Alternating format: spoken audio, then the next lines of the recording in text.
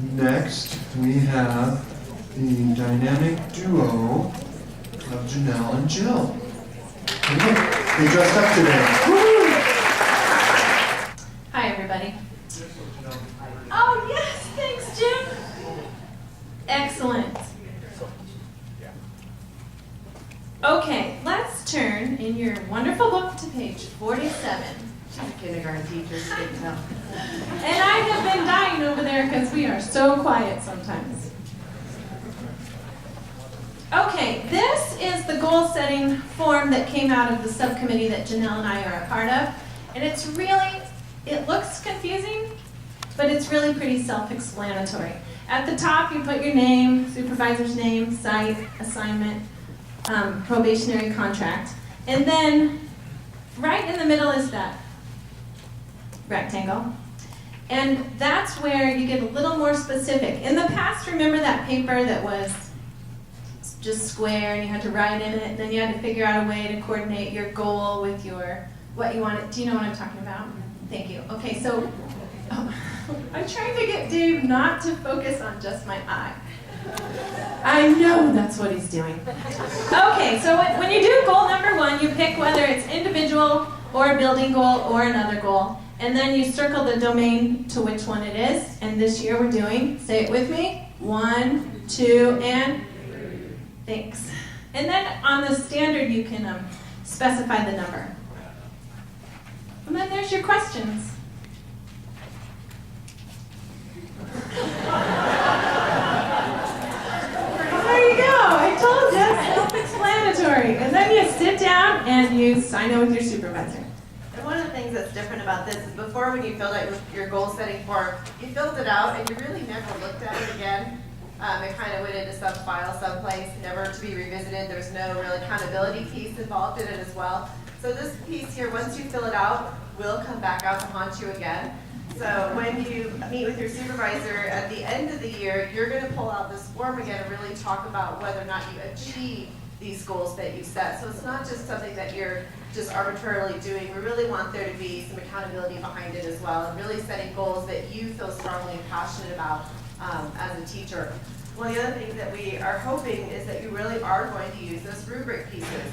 So when you're going through, especially in subsequent years after we've gone through and used the new evaluation tool, you'll find an area on there where you see a little bit of weakness that you really want to focus on. So you'll actually be pulling, using your data as a teacher to go, you know what, this is an area that I really need to improve on. I'm going to make that one of my goals. And then this part we thought was pretty good too. Does this relate to your professional growth plan? Yes or no, or if you're probationary, it won't. And that's actually where we spent most of our time, was on the professional plan. So let's go there. So on the next page is the actual form. The professional growth plan won't be starting this year. This will be something that will be implemented the following year. This is what you'll be doing in addition to your goal setting if you are no longer a probationary teacher. So this is for the contracting teachers. So this same thing, we're going to be focusing on the different domains. You'll still sit down and set your goals. This one, though, is a menu of activities. So we really wanted this one. You've got your basic things down. What is it that really drives you? What are you passionate about? What is it that you really want to spend some extra time going into to make yourself a better teacher? And that's different for all of us.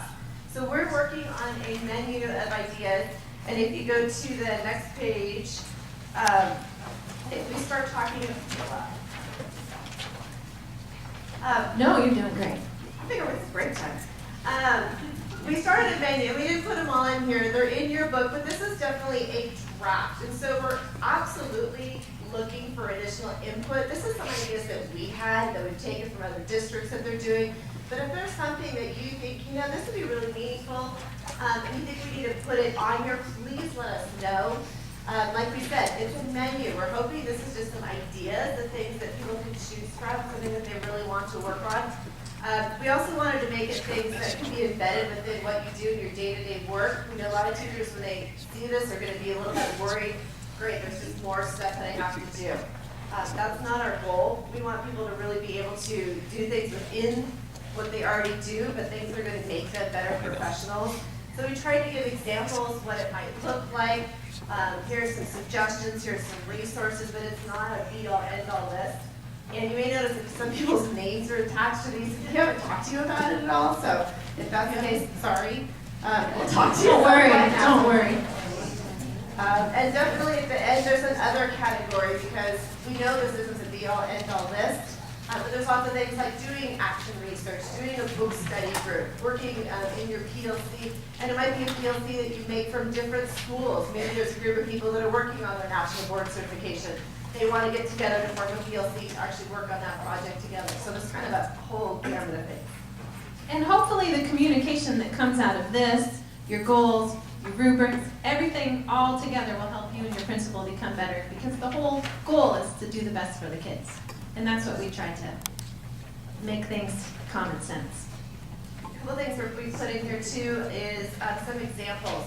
So we've tried to put in examples in how do you fill out the form? What might my form look like too? So the teachers aren't kind of looking at some of these sheets going, I don't get And it. that's on page 49, the examples of how to fill it out.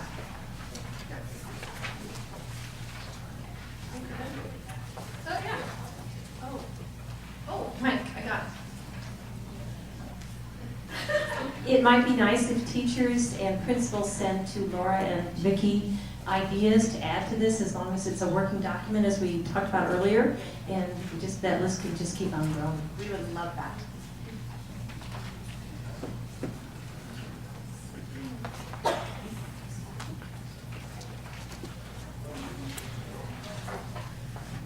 Why is the professional growth plan starting next year? I mean, I know, I kind of understand it, but why don't we practice it? we sort of felt like we were already giving you a huge amount of things to do and grow.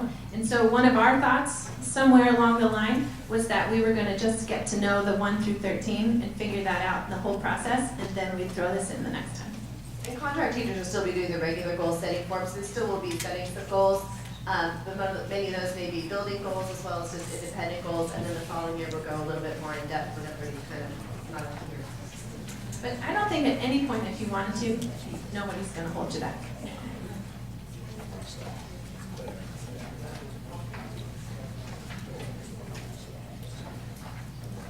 Oh, that was his question.